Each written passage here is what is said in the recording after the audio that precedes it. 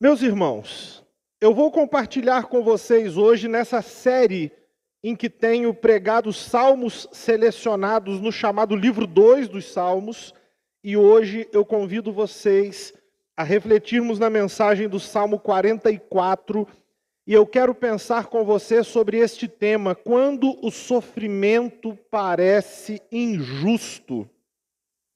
Salmo 44. Eu vou ler o Salmo. O texto diz assim: Ó Deus, ouvimos com os próprios ouvidos, nossos antepassados nos contaram tudo o que fizeste em seus dias, muito tempo atrás. Com teu poder expulsaste as nações e estabeleceste teu povo na terra. Esmagaste os povos inimigos e libertaste nossos antepassados. Não foi por suas espadas que eles conquistaram a terra. Não foi pela força de seus braços que alcançaram vitória. Foi pela tua mão direita e pelo teu braço forte, pela luz intensa do teu rosto e por causa do teu amor por eles. Tu és meu rei e meu Deus. Decretas vitórias para Israel. Com teu poder afastamos nossos inimigos. Em teu nome pisoteamos nossos adversários. Não confio em meu arco, não conto com minha espada para me salvar. Tu nos concedes vitórias sobre nossos inimigos e envergonhas os que nos odeiam. Ó Deus, o dia todo te damos glória e louvamos teu nome para sempre. Agora, porém, tu nos rejeitaste e nos envergonhaste. Já não conduzes nossos exércitos para as batalhas. Tu nos fazes bater em retirada diante de nossos inimigos e permites que sejamos saqueados por aqueles que nos odeiam.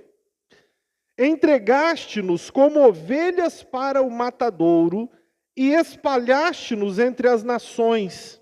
Vendeste teu povo precioso por uma ninharia e não tiveste lucro com a venda. Permitiste que as nações vizinhas zombassem de nós. Somos objetos de desprezo e ridículo para os que nos rodeiam. Fizeste de nós motivo de riso entre as nações. Com desdém balançam a cabeça para nós. Não há como escapar da humilhação constante. Temos o rosto coberto de vergonha.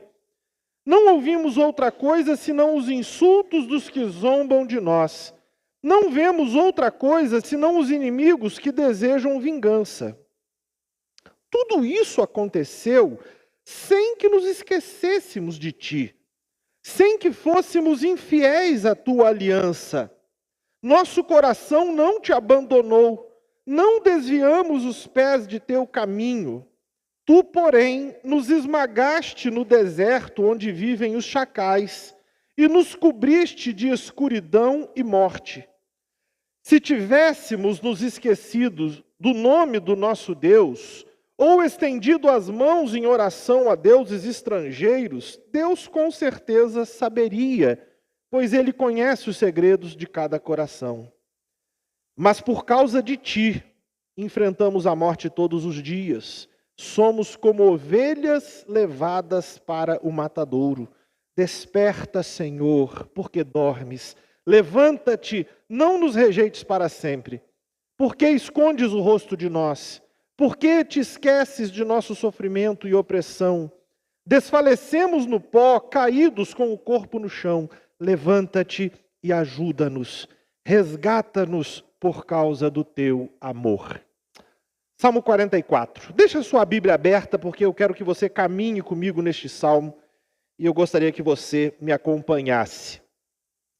Este salmo, ele faz referência a um momento nacional de grande sofrimento, de derrotas experimentadas pelo povo. Não é possível precisarmos qual momento foi este, mas o sentido geral é bem claro. Ele expressa uma tensão entre a fé, entre aquilo que se crê, e a realidade vivida, e o que eles estavam experimentando. O salmo começa, nos versículos de 1 a 8, declarando as ações de Deus no passado, que eram a base da esperança do povo. Tudo aquilo que Deus fez, coisas que os antepassados contaram sobre os feitos de Deus em seus dias. O como Deus havia expulsado as nações daquelas terras estabelecidos os israelitas.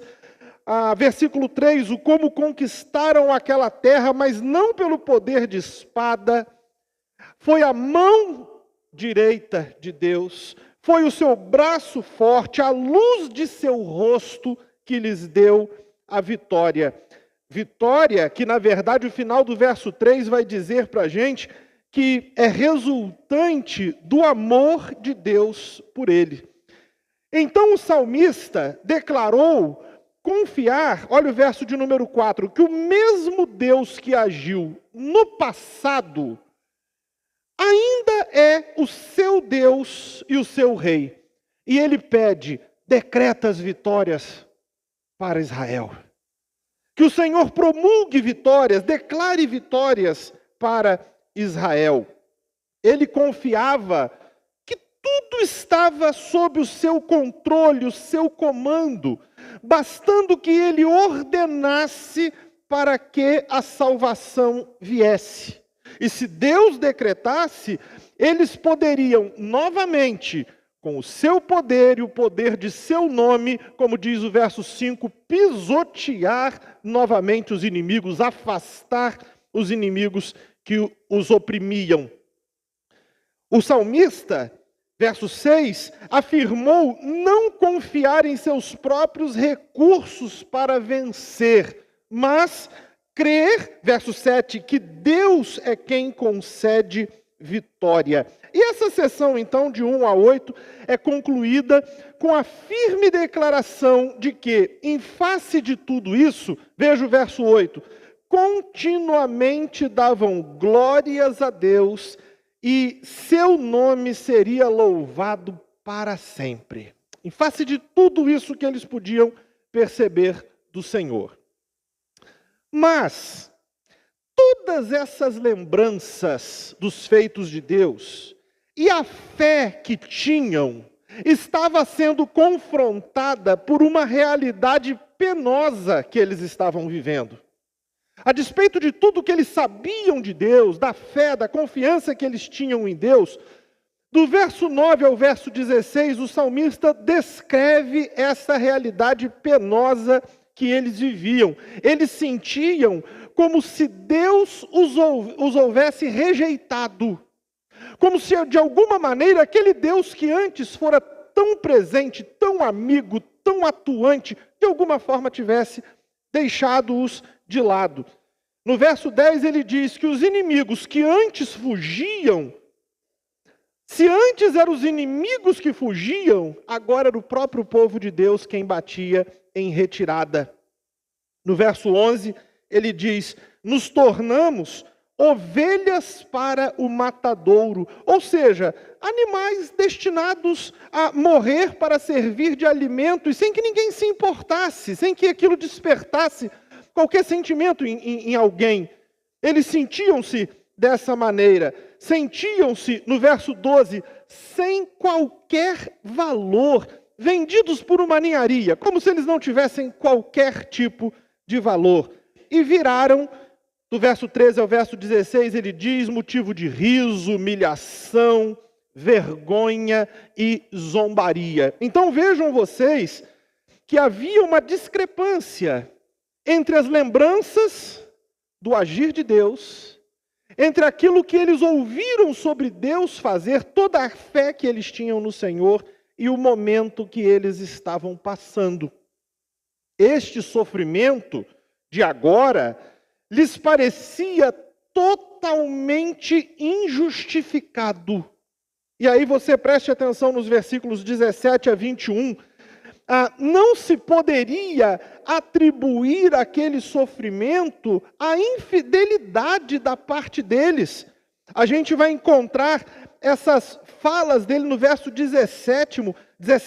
Tudo isso aconteceu sem que nos esquecêssemos de ti. sem que fôssemos infiéis à tua aliança.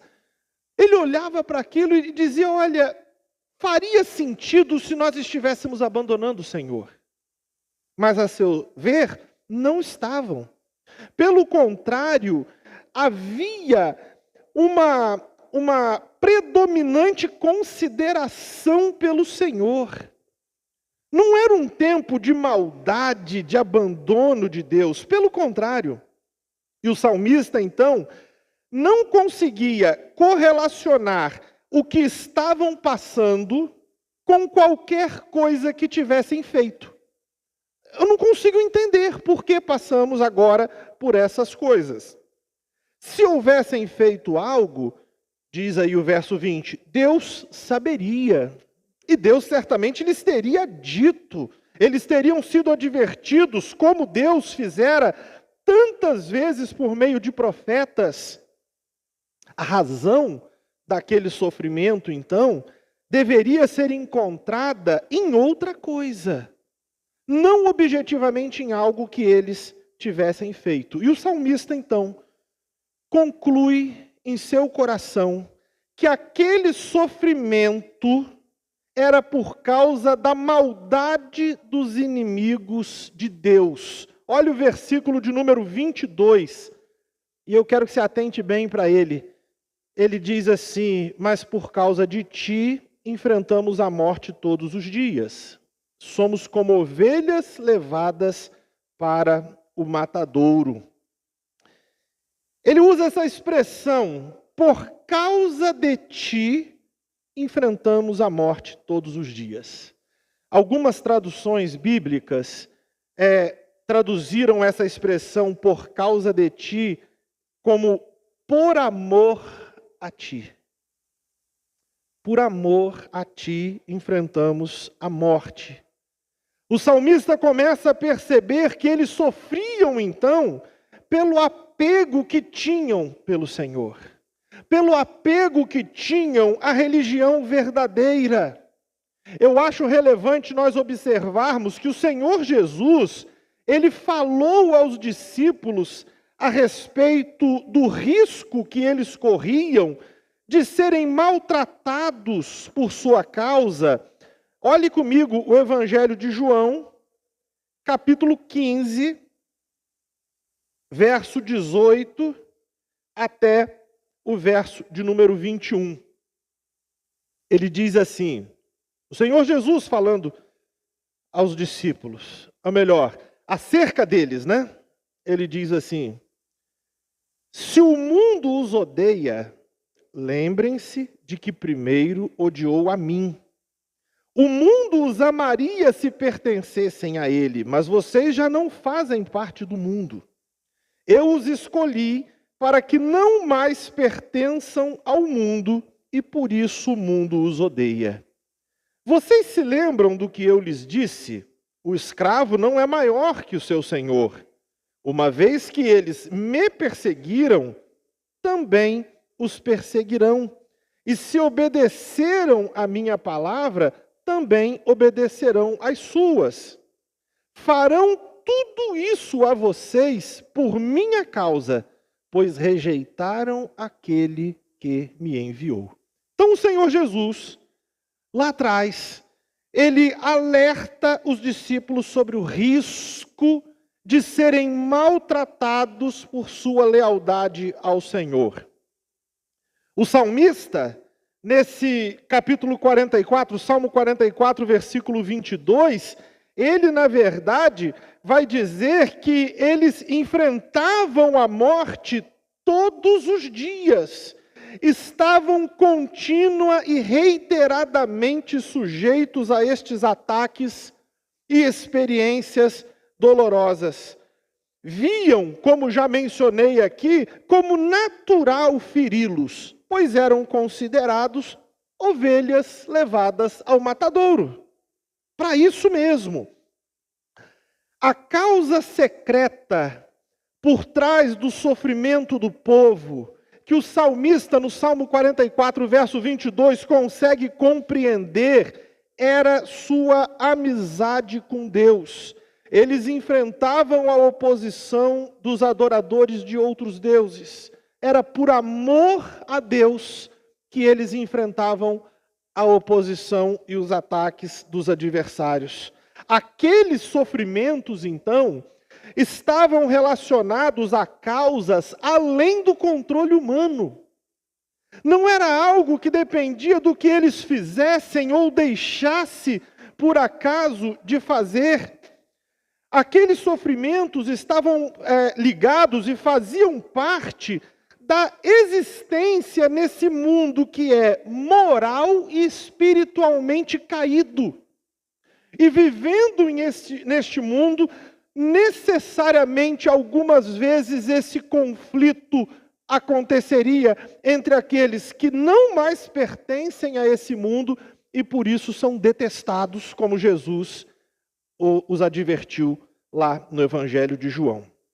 O apóstolo Paulo, ele escrevendo aos Romanos, e eu quero que você me acompanhe também, por gentileza, Romanos capítulo 8, o apóstolo Paulo, quando escreveu aos Romanos, ele explicou o entendimento que se deve ter quanto a estes sofrimentos aparentemente injustos que podem nos acometer. E o capítulo 8, ao longo do capítulo 8, isso ficará bastante evidente para você aqui. Mas eu quero destacar alguns versos apenas nesse capítulo 8. Primeiramente, olhe, por favor, para o verso de número 18.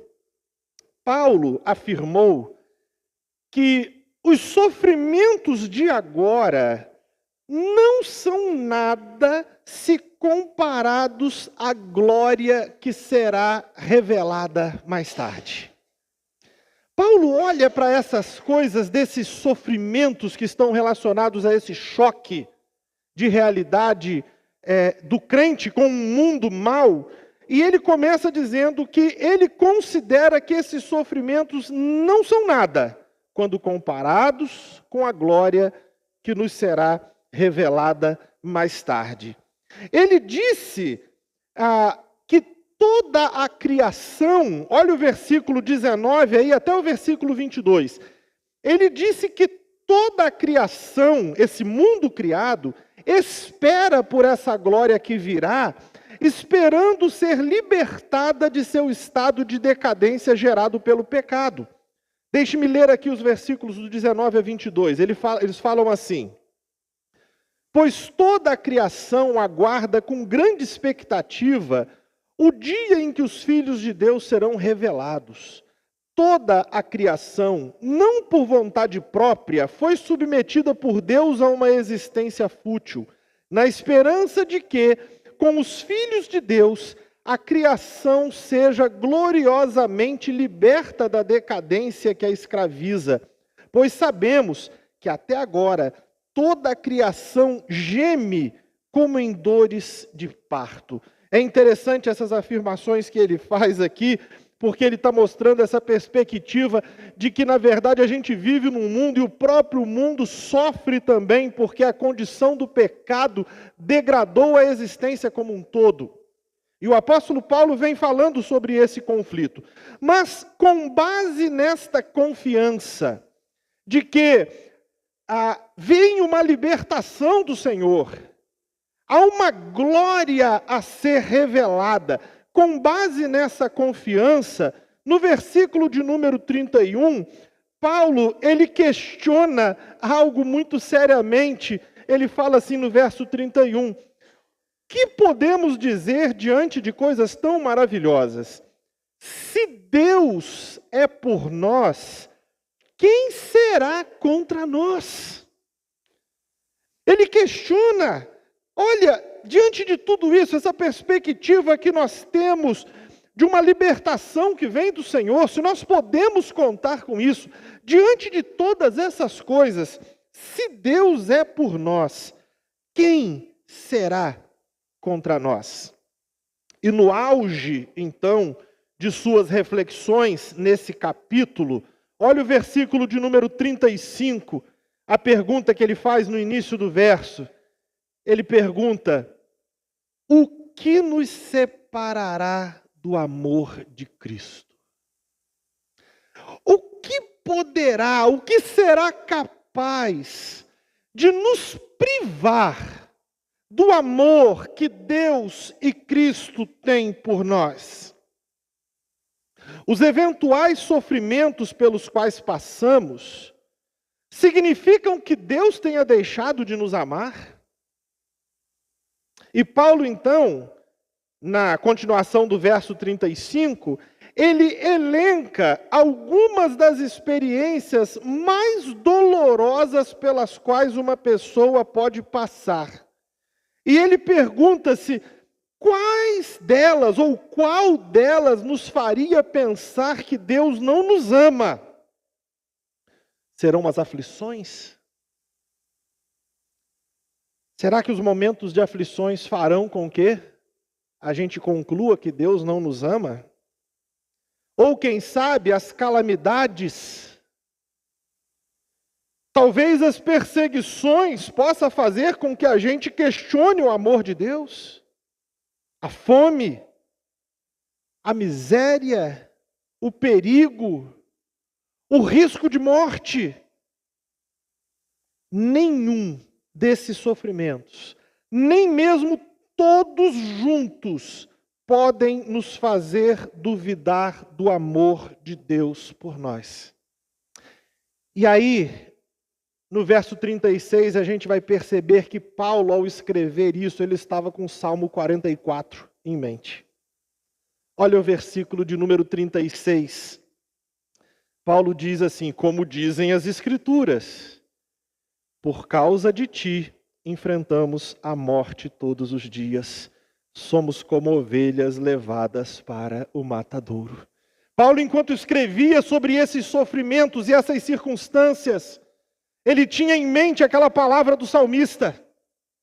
E ele registra nessa carta a citação daquele versículo 22 do Salmo 44.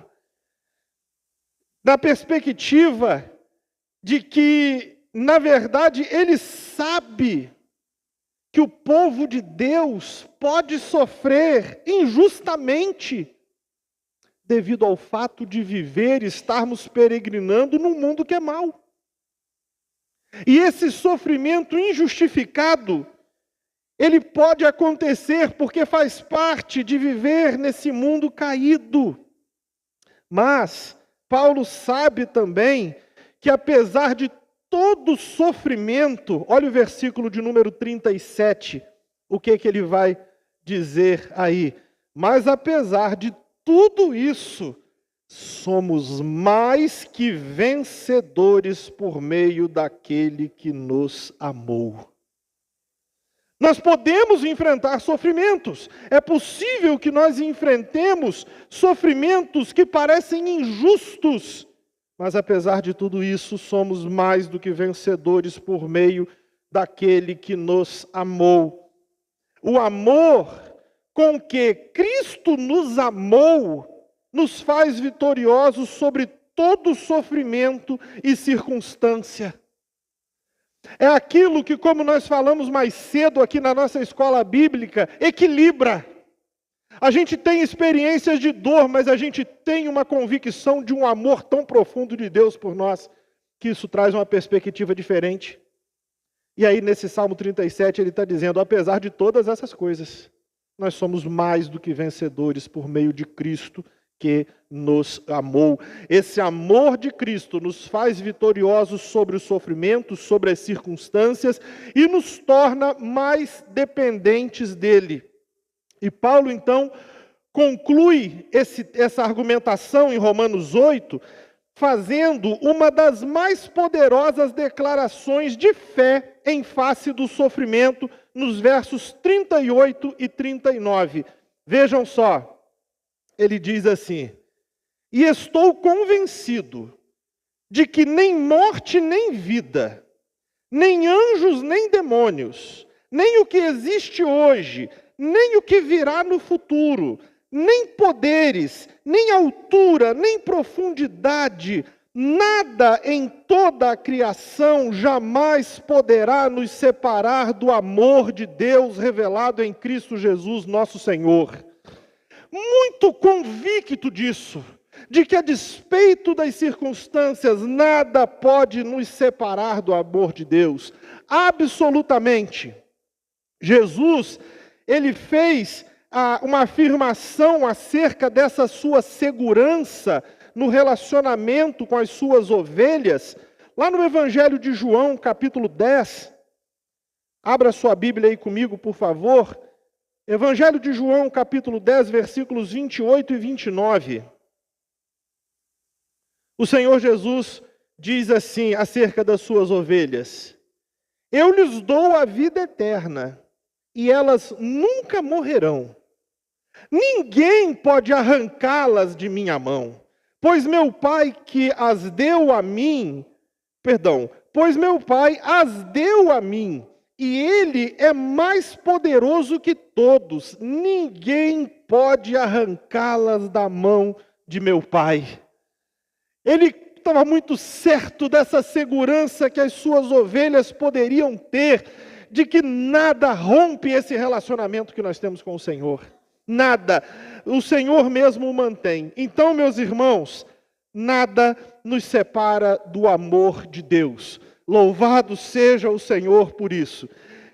Precisamos estar firmes diante do sofrimento, especialmente quando eles parecem injustos.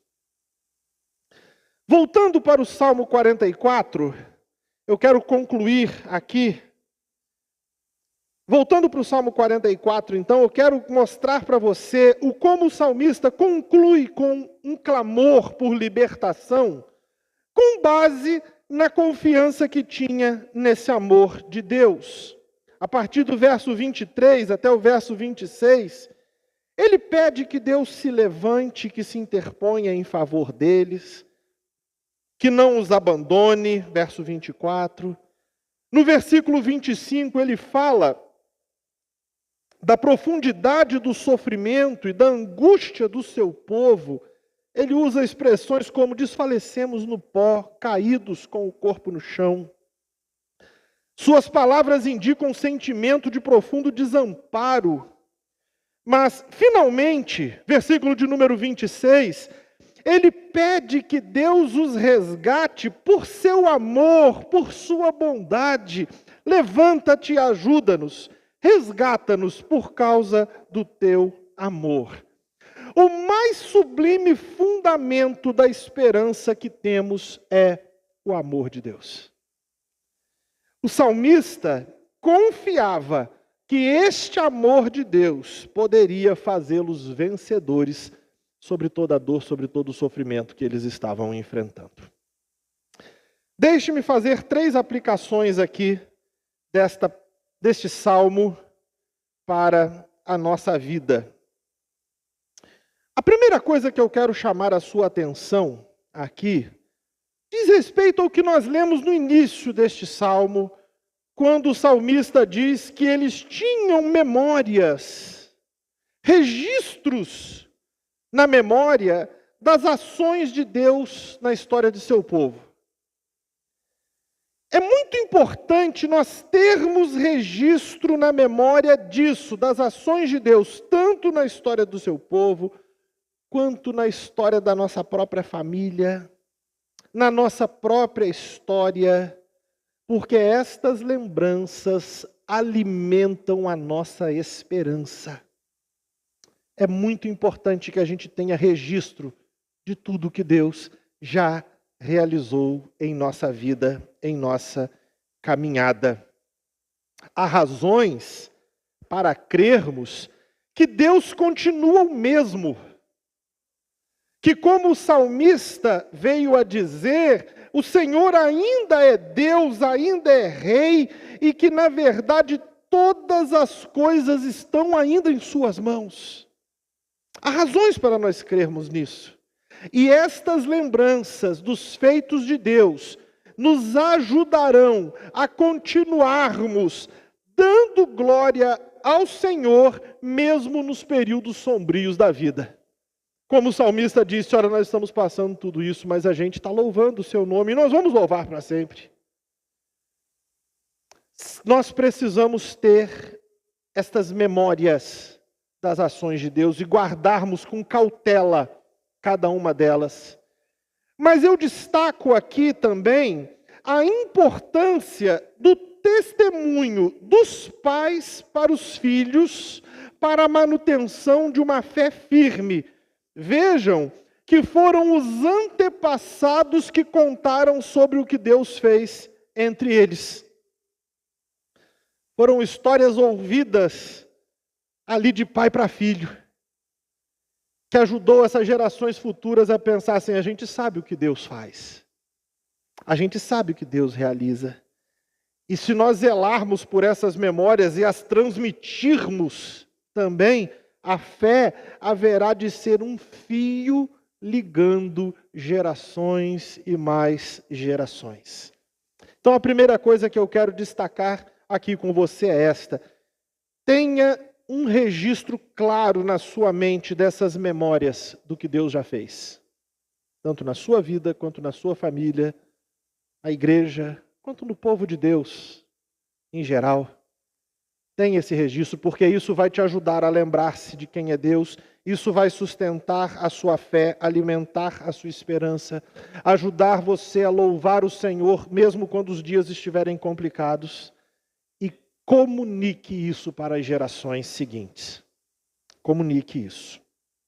A segunda lição que eu gostaria de destacar é o seguinte: há uma realidade que parecemos querer tolamente evitar. Sabe quando a gente lida com algo e a gente fica em negação a respeito daquilo, querendo admitir a realidade de tal coisa? E a realidade que nós muitas vezes queremos negar, tentamos tolamente evitar, é que a vida não é feita apenas de momentos alegres e passíveis de explicação. Não é. Há momentos duros na vida. O povo de Israel estava passando por um desses, a ponto deles se sentirem tão desamparados. Ao final do salmo ele está dizendo: a gente está caído no pó, a sensação que a gente tem é esta. Há momentos para os quais não encontramos explicação mesmo. Muitos desses sofrimentos que nós enfrentamos nos parecerão injustos. E se você insistir em encontrar um porquê, provavelmente você irá apenas cansar a sua mente e o seu coração, tentando encontrar uma resposta, uma razão para algumas coisas, e não encontrará. Esses acontecimentos inexplicáveis simplesmente acontecem porque nós vivemos num mundo caído, mau. Nós temos corpos que ainda estão sujeitos à degradação. Um dia, quando o Senhor cumprir a sua promessa e nos dar corpos glorificados que não mais estarão sujeitos à morte, ninguém mais adoecerá, ninguém mais morrerá de acidentes, ninguém mais padecerá dores nesse corpo. Mas até lá nós temos corpos que estão sujeitos à degradação. Nós vivemos num mundo que é injusto. E a injustiça está por aí. A gente pode evitar a prática da injustiça, e devemos evitar a prática da injustiça, mas nós não conseguimos evitar que nós tropecemos nela ocasionalmente, porque o mundo à nossa volta é um mundo mau. Mas esses tempos de derrotas difíceis, desses enfrentamentos, não significam que Deus nos abandonou. Reconhecermos que a vida não é feita apenas de momentos alegres não significa que Deus tenha nos deixado de lado de maneira alguma. Fato é que esse sentimento de abandono é um dos sentimentos que tentarão dominar o nosso coração. Sentimentos de frustração, de desamparo, mas a gente deve aprender a rejeitá-los. No Salmo nós percebemos o salmista o tempo todo lutando contra isso. E ele dizendo lá, Senhor, isso tudo está complicado, mas a gente tem louvado o seu nome. Senhor, tudo está difícil, mas a gente está pedindo aqui, venha ao nosso encontro. A situação está pesada, mas a gente confia no seu amor. A gente sabe que o Senhor é bom.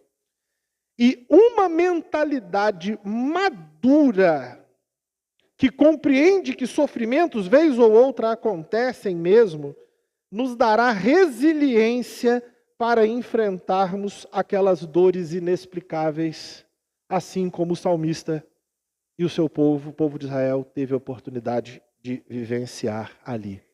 Então nós precisamos amadurecer nessa questão. E sabermos que ocasionalmente nós vamos passar por momentos dolorosos, sim. Nesses momentos dolorosos, o nosso coração vai ser tentado por pensamentos de que Deus nos abandonou.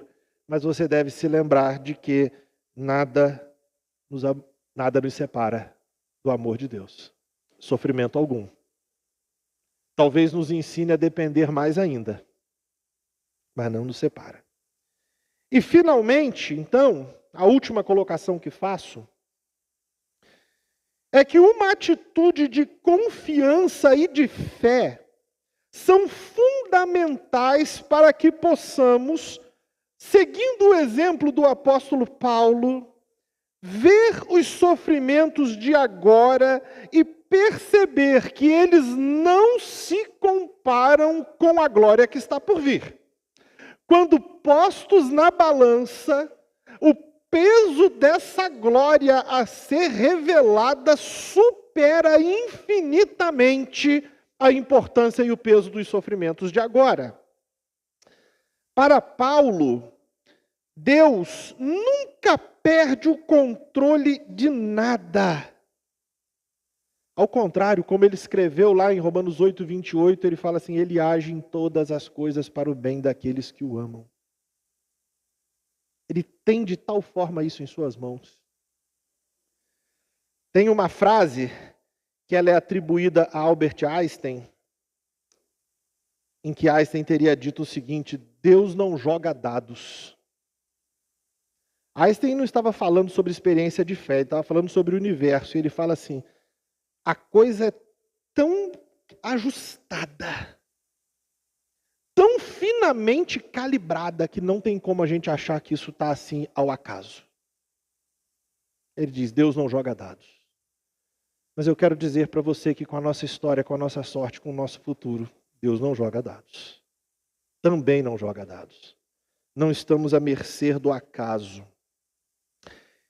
E sabendo então que Deus estava ao seu lado nessas circunstâncias, o apóstolo Paulo, com ousadia, ele pergunta assim, quem será contra nós?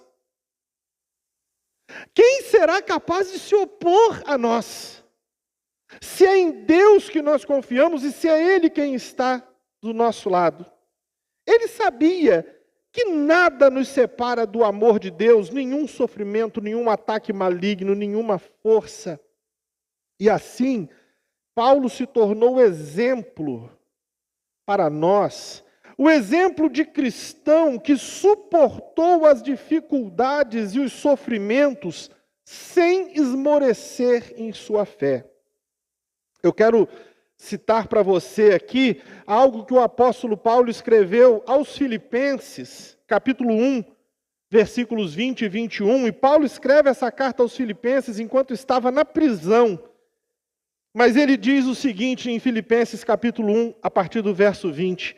Minha grande expectativa e esperança é que eu jamais seja envergonhado, mas que continue a trabalhar corajosamente como sempre fiz, de modo que Cristo seja honrado por meu intermédio, quer eu viva, quer eu morra, pois para mim o viver é Cristo e o morrer é lucro.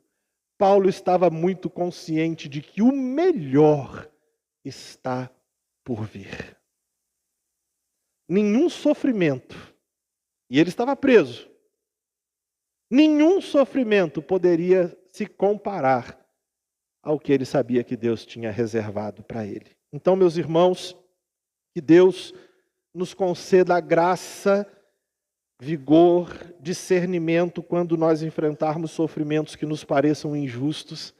Lembrem-se de que, mesmo nesses sofrimentos, o Senhor não deixa de nos amar e, apesar desses sofrimentos, somos mais que vencedores por causa desse amor com que Deus nos amou em Cristo. Amém? Fechem seus olhos comigo e vamos orar, por favor.